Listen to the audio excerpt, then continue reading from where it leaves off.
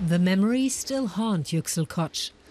3 of his Turkish political allies were executed at a Kurdish cultural center. French investigators were never able to solve the case, but prosecutors suspect the Turkish secret police were behind the murders.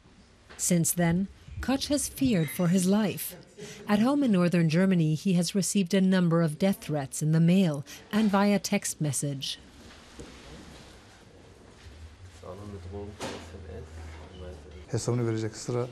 Even if our cover is blown, life is short, so we might as well enjoy it. Koç suspects that Turkish secret police are behind the threats.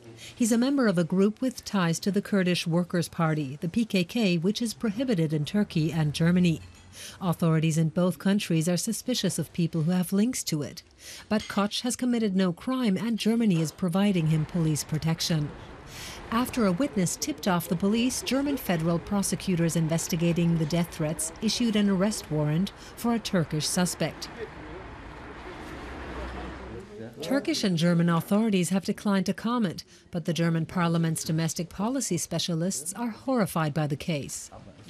Yüksel Koç's case is very credible. It's not for nothing that federal prosecutors started investigating spying allegations.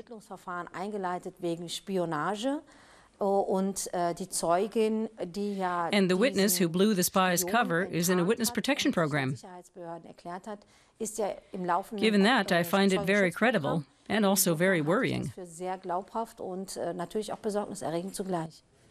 Koç must always be on the lookout. He has to keep on the move.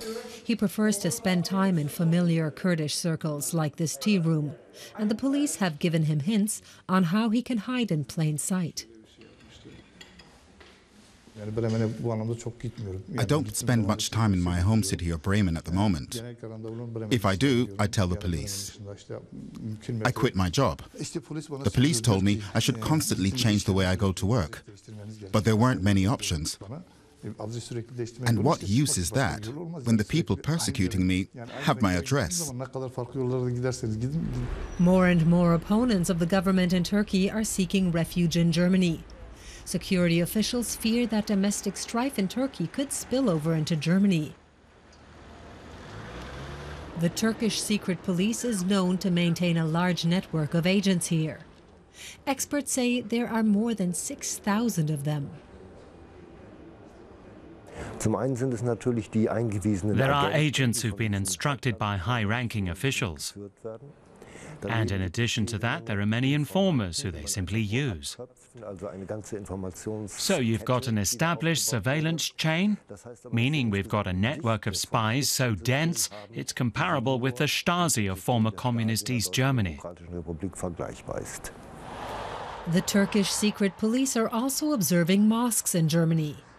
The association that represents their interests, the DİTİB, has since admitted that in some mosques there have been reports of agents commissioned by Ankara spying on visitors. So German prosecutors are now investigating DİTİB.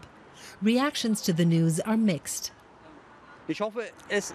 I hope that it didn't happen that way, but I can easily imagine it did. But I hope not.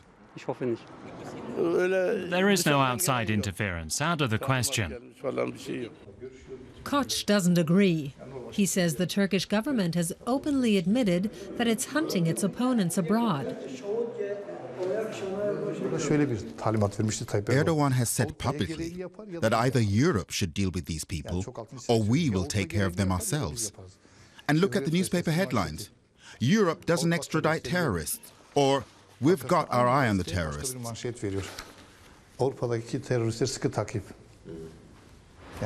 So Turkish opponents of the government must now fear for their lives even when they are out of the country. There hasn't been an assassination attempt in Germany yet, and Yüksel Koç hopes the German authorities will continue to protect him.